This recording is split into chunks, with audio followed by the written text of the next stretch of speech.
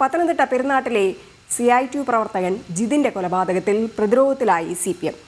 പ്രതികൾക്ക് പാർട്ടി ബന്ധമില്ലെന്ന് സ്ഥാപിക്കാൻ വ്യാജ പ്രചരണം തുടരുകയാണ് CPM നേതാക്കൾ.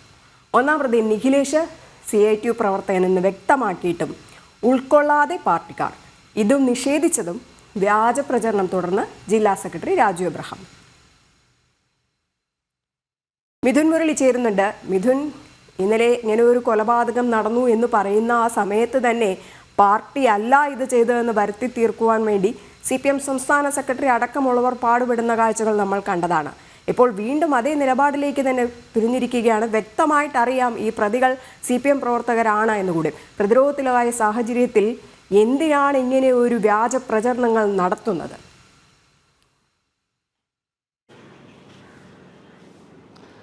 രജനി, ഈ പ്രതികൾക്ക് CPM ബന്ധമുണ്ട് എന്നുള്ളത് ഇവർ പ്രതിപട്ടികയിൽ ഉൾപ്പെട്ടപ്പോൾ തന്നെ വ്യക്തമായതാണ്. ഒന്നാം പ്രതി നിഖിലേഷ് CI2 പ്രവർത്തകനാണ്. ഇത് നിഖിലേഷിന്റെ അമ്മ തന്നെ സ്ഥിരീകരിച്ചിട്ടുണ്ട്.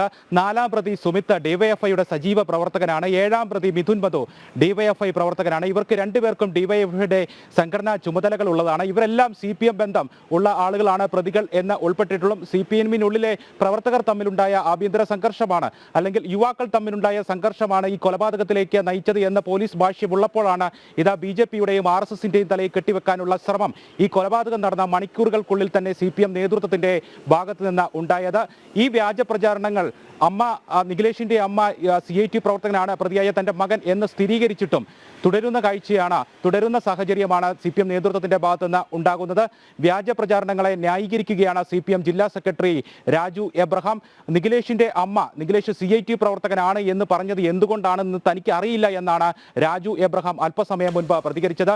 സുമിത്തും ഒപ്പം മിഥുനും നാലാം പ്രതിയും ഏഴാം പ്രതിയും DYFIയുടെ സജീവ പ്രവർത്തകരാണ് എന്നുള്ളത് നാട്ടിൽ പരസ്യമായ ചർച്ചാ വിഷയമായ കാര്യമാണ്. ഇവർ DYFIയിൽ പ്രവർത്തിച്ച വിവിധ തരത്തിലുള്ള സംഘടനാ പ്രവർത്തന ചിത്രങ്ങളടക്കം വ്യാപകമായി പ്രചരിപ്പിക്കപ്പെട്ടതാണ്. എങ്കിലും ഇതിനെ ന്യായീകരിക്കുന്നത് രാജു എബ്രഹാം പറയുന്നത് DYFIയിൽ ഇവർ കുറച്ചുകാലം പ്രവർത്തിച്ചിരുന്നു എന്ന് പറഞ്ഞുകൊണ്ടുള്ള ന്യായീകരണ ശ്രമമാണ് നടത്തുന്നത്. ഇപ്പോൾ BJP ജില്ലാ അധ്യക്ഷൻ VA സൂരജ് നമുക്കൊപ്പം ചേരുന്നുണ്ട്. എന്തുകൊണ്ടാകാം ഈ പ്രതികൾക്ക് കൃത്യമായി CPM ബന്ധമുണ്ട് എന്ന് തെളിഞ്ഞിട്ടും വ്യക്തമായിട്ടും ഈ വ്യാജ പ്രചാരണം ആവർത്തിക്കുന്ന നിലപാടാണ് CPM നടത്തുന്നത്? ഒരു ഗൂഢലക്ഷ്യം BJP-യുടെയും RSS-ന്റെയും തലയിൽ ഈ കേസ് കെട്ടിവെക്കാനുള്ള ശ്രമം കൊലപാതകം നടന്ന മണിക്കൂറുകൾക്കുള്ളിൽ തന്നെ CPM ആരംഭിച്ചതാണ്. അത് പിന്നീട് തുടർന്നു പോകുന്ന സംസ്ഥാന സെക്രട്ടറി അടക്കം ആ പ്രചാരണത്തിന് ആക്കം കൂട്ടുന്ന കാഴ്ചയാണ് കണ്ടത്. പക്ഷേ അതെല്ലാം പൊളിഞ്ഞു പോകുന്ന സാഹചര്യം ഇന്നലെ ഉണ്ടായി. ഒന്നാം പ്രതി നിഖിലേഷിന്റെ അമ്മ തന്റെ മകൻ CI2 പ്രവർത്തകനാണ്, CI2-കാരൻ തന്നെയാണ് CI2-കാരനെ കുത്തിക്കൊലപ്പെടുത്തിയത് എന്ന് വ്യക്തമാക്കിയിട്ടും അത് വീണ്ടും ഇന്ന് പുലർച്ചെ രാജു എബ്രഹാം ആവർത്തിച്ചു പറയുന്നു. CI2 പ്രവർത്തകനാണ് ഈ ഒന്നാം പ്രതി എന്നുള്ള കാര്യം തനിക്ക് അറിയില്ല എന്നുള്ള കാര്യം, എന്തുകൊണ്ട് അങ്ങനെ അമ്മ പറഞ്ഞു എന്നുള്ള കാര്യം തനിക്ക് അറിയില്ല എന്നുള്ള കാര്യം. എന്തായിരിക്കാം ഈ CPM-ന്റെ ഉദ്ദേശം ഇങ്ങനെ BJP-യെ പ്രതിക്കൂട്ടിലാക്കാൻ ശ്രമിക്കുന്നതിലൂടെ? CPM-ന്റെ കള്ളപ്രചരണങ്ങൾക്ക് മിനിറ്റുകളുടെ ആയുസല്ലേ ഉണ്ടായിരുന്നുള്ളൂ. സംഭവം നടന്ന ഉടൻ തന്നെ പാർട്ടി ജില്ലാ സെക്രട്ടറി ഇത് BJP ആണ് ചെയ്തതെന്ന് പറഞ്ഞുള്ള ഒരു കള്ളപ്രചരണമാണ് നടത്തിയത്. അത് കഴിഞ്ഞ് പാർട്ടി സഖാക്കന്മാരതെല്ലാം അത് ഏറ്റുപിടിച്ചു, സംസ്ഥാന സെക്രട്ടറി ഏറ്റുപിടിക്കുന്നു. അത് നമുക്കറിയാം. കുറേ കഴിഞ്ഞപ്പോൾ വൈകുന്നേരം ആയപ്പോഴത്തേക്കും ഇതിലെ ഒന്നാം പ്രതിയായിട്ടുള്ള നിഖിലേഷിൻ്റെ അമ്മ തന്നെ വെളിപ്പെടുത്തിയിരിക്കുകയാണ് CI2 പ്രവർത്തകനാണെന്നുള്ള കാര്യം. ഇതിൽ ഒന്നാം പ്രതി തന്നെ CI2 പ്രവർത്തകനാണ്. നാലാം പ്രതി DYFIയുടെ നേതാവാണ് സുമിത്ത്. ഏഴാം പ്രതി മിഥുൻ അവിടുത്തെ മടത്തുംപടി യൂണിറ്റിലെ DYFIയുടെ അവിടുത്തെ സെക്രട്ടറിയാണ്. അപ്പോൾ ഇവരെല്ലാം CPM-ൻ്റെയും DYFIയുടെയും സജീവ പ്രവർത്തകരും അവരുടെ എല്ലാ കാര്യത്തിനും പോകുന്ന ആൾക്കാരുമാണ്. അപ്പോൾ നിരന്തരമായിട്ട് ഇതേപോലെയുള്ള അവിടെ നിരന്തരമായിട്ടുള്ള കുഴപ്പങ്ങൾ CPM-നകത്തുണ്ട്. അവർ തമ്മിലടിക്കുന്ന കാഴ്ചയാണ് പലപ്പോഴും ഇവിടെ കാണാനായിട്ട് സാധിക്കുന്നത്. അപ്പോൾ അവർ തന്നെ കൊലപ്പെടുത്തിയിട്ട് ഇത് സംഘപരിവാറിൻ്റെയും BJP-യുടെയും മണ്ടയ്ക്ക് കെട്ടിവെക്കാൻ വേണ്ടിയിട്ടുള്ളൊരു ശ്രമമാണ് നടത്തിക്കൊണ്ടിരിക്കുന്നത്. ഇപ്പോൾ ജനങ്ങളെല്ലാം ഇത് കണ്ടുകൊണ്ടിരിക്കുകയാണ്. ഇന്നലെ രാവിലെ മുതൽ കള്ളപ്രചരണം നടത്തി വൈകുന്നേരം ആയപ്പോഴത്തേക്ക് നിഖിലേഷിൻ്റെ അമ്മ തന്നെ വെളിപ്പെടുത്തിയതോടുകൂടി ഇപ്പോൾ രാജു എബ്രഹാമിൻ്റെ ഉത്തരം മുട്ടിപ്പോയി. രാജു എബ്രഹാം അറിയത്തില്ലെന്ന രീതിയിലാണ് ഇപ്പം പറയുന്നത്. അപ്പോൾ ഇതാണ് ഇവിടെ സംഭവിച്ചുകൊണ്ടിരിക്കുന്നത്. ഈ കള്ളപ്രചരണം നടത്തിക്കൊണ്ടിരിക്കുകയാണ്. ഇതിൻ്റെ പിന്നിൽ CPM തന്നെയാണ്. ഈ കൊലപാതകത്തിന് പിന്നിൽ CPM തന്നെയാണ്. ഇത് എന്തിനു വേണ്ടി കൊല നടത്തി എന്നുള്ള കാര്യം കൂടി അന്വേഷിക്കേണ്ടതായിട്ടുണ്ട്. അപ്പോൾ തന്നെ പോലീസിന്റെ FIR-ൽ ഒരിടത്തും ഇത് രാഷ്ട്രീയ കൊലപാതകം എന്നുള്ള സൂചന നൽകുന്ന പരാമർശം പോലുമില്ല. അവർ പറയുന്നത് പോലീസിന്റെ FIR-ലുള്ളത് യുവാക്കൾ തമ്മിലുണ്ടായ സംഘർഷം അത് കുത്തിക്കുത്തിലും കൊലപാതകത്തിലും കലാശിച്ചു എന്നുള്ളതാണ്. അത് അങ്ങനെ നിൽക്കുമ്പോഴാണ് CPM ഈ സംസ്ഥാന വ്യാപകമായി വ്യാജ പ്രചാരണം BJP-യുടെയും RSS-ന്റെയും തലയിൽ കെട്ടിവെക്കുന്നതിന് വേണ്ടി നടത്തുന്നത് എന്നുള്ളതാണ്. ഒരു സത്യാവസ്ഥ ഇല്ലാത്ത കാര്യത്തിന് വേണ്ടിയിട്ടാണ് ഇവർ ഈ കള്ളപ്രചരണം നടത്തുന്നത്. ഇപ്പോൾ പോലീസ് തന്നെ പറഞ്ഞിട്ടുണ്ട് ഇത് രാഷ്ട്രീയമില്ലെന്നുള്ളത്. അത് പോലീസിന് മേളിൽ സമ്മർദ്ദം കൊടുക്കുകയാണ്. അങ്ങനെ പറയണം, BJPക്ക് പങ്കുണ്ടെന്ന് പറയണം എന്ന് പറഞ്ഞ് പോലീസുകാരെ ഭീഷണിപ്പെടുത്തുന്നു, പോലീസ് ഉദ്യോഗസ്ഥന്മാരെ ഭീഷണിപ്പെടുത്തുന്നു. ഈ കള്ളപ്രചരണം ഇവിടുത്തെ ജനങ്ങൾ തള്ളിക്കളഞ്ഞു എന്നുള്ള തെളിവല്ലേ ഇപ്പം നടന്നുകൊണ്ടിരിക്കുന്നത്. ഇതിനകത്ത് BJPക്കോ സംഘപരിവാർ സംഘടനയ്ക്കോ ഒരു പങ്കുമില്ലെന്നുള്ളത് ആ നാട്ടിൽ എല്ലാവർക്കും അറിയാവുന്ന കാര്യമാണ്. CPM-നുള്ളിൽ അവിടെ വളരെ വലിയ വിഭാഗീയ പ്രശ്നങ്ങളാണ്. അവിടെ CPM-ൻ്റെ അവിടുത്തെ പഞ്ചായത്ത് പ്രസിഡന്റിനും അദ്ദേഹത്തിൻ്റെ മകനുമെതിരെ വലിയ പ്രശ്നങ്ങൾ അവിടെ ഉണ്ടായിക്കൊണ്ടിരിക്കുന്നു. CPM നേതാക്കന്മാർക്കെതിരെ വേറെ പ്രശ്നങ്ങൾ ഉണ്ടായിക്കൊണ്ടിരിക്കുന്നു. വലിയ അഴിമതിയും അതേപോലൊക്കെ ഗുണ്ടായുസമാണ് പെരുന്നാട്ടിൽ നടന്നുകൊണ്ടിരിക്കുന്നത്. അതുകൊണ്ട് CPM-ലെ ആൾക്കാർ തമ്മിലടിക്കുന്നതാണ് അവിടെ കാഴ്ച. കൊലപ്പെടുത്തിയതും CPM, കൊല്ലപ്പെട്ടയാളും CPM, എന്നിട്ട് ഇത് സംഘപരിവാറിൻ്റെയും BJPയുടെയും മണ്ടയ്ക്ക് കൊണ്ടുവരാൻ വേണ്ടിയിട്ടുള്ള ശ്രമമാണ് നടത്തിക്കൊണ്ടിരിക്കുന്നത്. ഈ ഒരു അനുഭാവി പോലും BJPയുടെ ഒരു അനുഭാവി പോലും ഈ പ്രതികളിൽ ഇല്ല എന്നിരിക്കെ വലിയ പ്രകടനങ്ങളൊക്കെ DYFIയുടെ നേതൃത്വത്തിൽ നിന്ന് നടത്തുകയൊക്കെ ചെയ്തിരുന്നു. എന്തായിരിക്കാം ഇവരെ ഇതുകൊണ്ട് ഉദ്ദേശിക്കുന്നത്? ഇനിയും ഇത് മുന്നോട്ട് കൊണ്ടുപോകുമ്പോഴും RSSൻ്റെയും BJPയുടെയും തലയിൽ കെട്ടിവെച്ചുകൊണ്ട് വ്യാപകമായിട്ടുള്ള ഒരു പുകമറ സൃഷ്ടിക്കാനുള്ള ഒരു ശ്രമമാണ് ഇവരുടെ ഭാഗത്തു നിന്നുണ്ടാകുന്നത്. അല്ല, അവരെ സംബന്ധിച്ച് അവരുടെ ആളിനെ തന്നെ അവരുടെ ആൾക്കാർ കൊലപ്പെടുത്തി. അപ്പോൾ അവർക്ക് സമൂഹത്തിന് മുമ്പിൽ പറഞ്ഞിരിക്കാൻ പറ്റത്തില്ല. എന്നാൽ പിന്നെ ശരി, നേരെ RSSൻ്റെയും BJPയുടെയും മണ്ടയ്ക്കോട്ട് വെക്കുക, എന്നിട്ട് കൊലപ്പെടുത്തിയത് BJP ആണ് എന്നുള്ള പ്രചരണങ്ങൾ നടത്തുക. സമൂഹത്തിന് മുമ്പിൽ രക്ഷപ്പെടാൻ വേണ്ടിയിട്ടുള്ള ഹീനമാർഗം ഉപയോഗിച്ചെന്നേ ഉള്ളൂ. എല്ലാവർക്കും ഈ സത്യാവസ്ഥയെല്ലാം അറിയാം. 3 പ്രതികളുടെ രാഷ്ട്രീയ ബന്ധം വ്യക്തമായിട്ടുണ്ട്.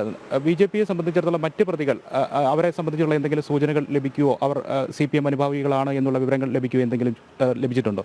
ഇവരെല്ലാം CPM-ന്റെ സജീവ പ്രവർത്തകരാണ്. കൊല ചെയ്യപ്പെട്ടയാളും കൊല്ലാൻ കൂട്ടുന്ന ആൾക്കാരും എല്ലാം CPM-ന്റെ ഗുണ്ടകളായിട്ടുള്ള ആൾക്കാരാണ്. CPM-ന്റെ DYFIയുടെയും CA2-ൻ്റെയും പ്രവർത്തകരാണ് അവരെല്ലാം.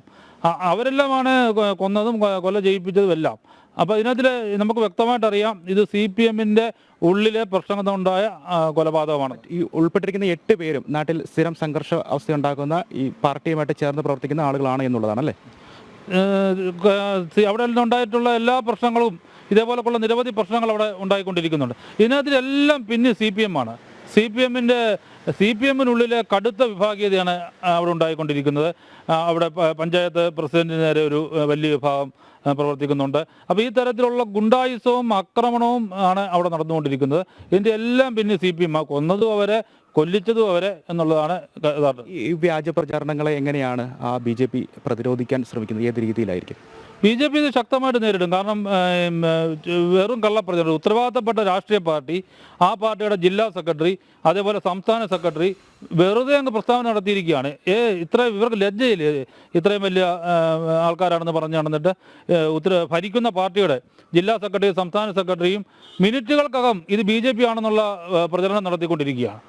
ഏത് രീതിയിലായിരിക്കും ഒരു പ്രതിരോധം തടുക്കാൻ ശ്രമിക്കുക? BJPയുടെ ഭാഗത്തു നിന്ന് കൃത്യമായി ആവശ്യമുണ്ടല്ലോ. കാരണം ഒരു വ്യാജ പ്രചാരണം സംസ്ഥാന വ്യാപകമായി നടക്കുമ്പോൾ അതിന് ഏത് രീതിയിലാണ് പ്രതിരോധിക്കാൻ നമ്മുടെ ഭാഗത്തുനിന്ന് ഒരു ഇടപെടലുണ്ടാവും? BJP ശക്തമായിട്ടുള്ള ജനങ്ങളെ അണിനിരത്തിക്കൊണ്ടുള്ള ശക്തമായിട്ടുള്ള പ്രക്ഷോഭങ്ങളും അതുപോലെ പ്രചരണ പരിപാടികളും BJP നേതൃത്വം കൊടുക്കും. ഈ നാട്ടിൽ ജനങ്ങൾ ഇവരുടെ ഈ കള്ളത്തരം ഇപ്പം മനസ്സിലാക്കിക്കൊണ്ടിരിക്കുകയാണ്. അതുപോലെ പ്രതിയുടെ അമ്മ തന്നെ ഈ കാര്യങ്ങൾ വെളിയിൽ പറഞ്ഞിരിക്കുകയാണ്. അപ്പോൾ അതുകൊണ്ട് നമുക്കറിയാം, ശക്തമായിട്ടുള്ള പ്രചരണമായിട്ട് BJP മുന്നോട്ട് പോകും. സത്യാവസ്ഥ ജനങ്ങളെ ബോധിപ്പിക്കുന്നതിന് വേണ്ടിയല്ലേ?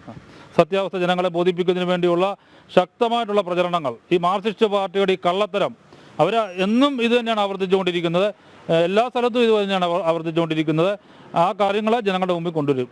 ഇവരുടെ CPM ബന്ധമടക്കം ഇപ്പോൾ വലിയ ചർച്ചയായിട്ട് പോകുന്നുണ്ട്. അത് BJPയുടെ ഭാഗത്തുനിന്നും ജനങ്ങളിലേക്ക്, സാധാരണ ജനങ്ങളിലേക്ക് ഇവർ തന്നെയാണ്, പാർട്ടി തന്നെയാണ് എന്ന് പ്രചരിപ്പിക്കുന്നതിനുള്ള നടപടികൾ ഉണ്ടാകുമെന്നാണ്. ആ തരത്തിലുള്ള നടപടികൾ ഉണ്ടാകും. വളരെ അത് മരിച്ചതിന് ശേഷം ഉടൻ തന്നെയാണ് പ്രസ്താവന കൊടുത്തിരിക്കുന്നത് BJP ആണെന്ന്. ഒരു മുൻ MLA ആയിട്ടുള്ള ഒരു ജനപ്രതിനിധിയായിട്ടിരുന്ന ഒരാളാണ്, ജില്ലാ സെക്രട്ടറിയാണ്. ഒരു ഉത്തരവാദിത്വം ഇല്ലാതെ ഇത് BJP ആണ്, സംഘപരിവാറാണ് എന്നുള്ള ഹീനമായിട്ടുള്ള പ്രസ്താവന നടത്തിയിട്ടുള്ളത്. ഇതൊക്കെ വളരെ വളരെ പ്രതിഷേധാർഹമായിട്ടുള്ള കാര്യമാണ്. ഉത്തരവാദിത്തപ്പെട്ട സ്ഥാനത്തിരിക്കുന്ന ഒരാൾ ഒരു ഉത്തരവാദിത്വമില്ലാതെ ജനങ്ങളെ തമ്മിലടിപ്പിക്കുന്ന ഒരു സമീപനമാണ് സ്വീകരിച്ചത്. കൊന്നതും കൊല്ലിപ്പിച്ചതും എല്ലാം CPM-കാരാണ്. ഇരവാദം എന്നിട്ട് ഇരവാദമാണ്, ഇതാണെന്നുള്ള രീതി പറഞ്ഞുകൊണ്ടിരിക്കുകയാണ്. ഇതിനെല്ലാം രണ്ട് സൈഡിലും CPM തന്നെയാണ്. യഥാർത്ഥ പ്രതികളും അവർ തന്നെയാണ്. ഇപ്പോൾ ജനങ്ങളെല്ലാം കണ്ടുകൊണ്ടിരിക്കുകയാണ്.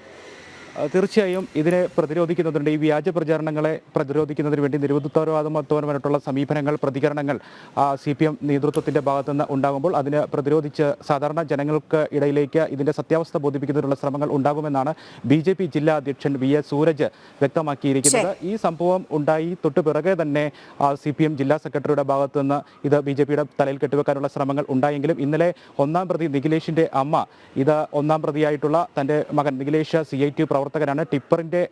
ടിപ്പർ വാങ്ങിച്ചതിന് ശേഷം ടിപ്പറുമായി ബന്ധപ്പെട്ടുള്ള ആവശ്യങ്ങൾക്ക് വേണ്ടി CITയുടെ ടിപ്പർ യൂണിയനിൽ അംഗമാകുകയായിരുന്നു. മറ്റൊരു സംഘടനയിലും പ്രവർത്തിച്ചിട്ടില്ല എന്ന് വ്യക്തമാക്കിയതോടെ CPMന്റെ വ്യാജ പ്രചരണങ്ങൾ പൂർണ്ണമായും പൊളിയുകയും ജനങ്ങൾ തള്ളിക്കളയുകയും അത് ജനങ്ങൾക്ക് മുന്നിൽ CPM നടത്തുന്ന ഈ ഗൂഢനീക്കം വെളിവാകുകയും ചെയ്തതായിരുന്നു. ശരി, എന്തായാലും കൊന്നതും കൊല്ലിച്ചതും ഒക്കെ തന്നെ പാർട്ടി പ്രവർത്തകർ തന്നെയാണ്. പത്തനംതിട്ട പെരുന്നാട്ടിലെ CIT പ്രവർത്തകൻ ജിതിന്റെ കൊലപാതകത്തിൽ ആകെ പ്രതിരോധത്തിലായിരിക്കുകയാണ് CPM. പ്രതികൾക്ക് പാർട്ടി ബന്ധമില്ല എന്ന് സ്ഥാപിക്കാൻ വ്യാജ പ്രചരണങ്ങൾ നിരന്തരം തുടരുക തന്നെയാണ് CPM നേതാക്കൾ ചെയ്യുന്നത്. എന്നാൽ ഇതിൽ ശക്തമായ പ്രതിഷേധവുമായി ഈ വ്യാജ പ്രചരണങ്ങൾക്ക് തിരിച്ചടി നൽകുമെന്ന് തന്നെയാണ് BJPയും വ്യക്തമാക്കുന്നത്. മിഥുൻ മുരളിയാണ് വിവരങ്ങൾ പങ്കുവച്ചത്.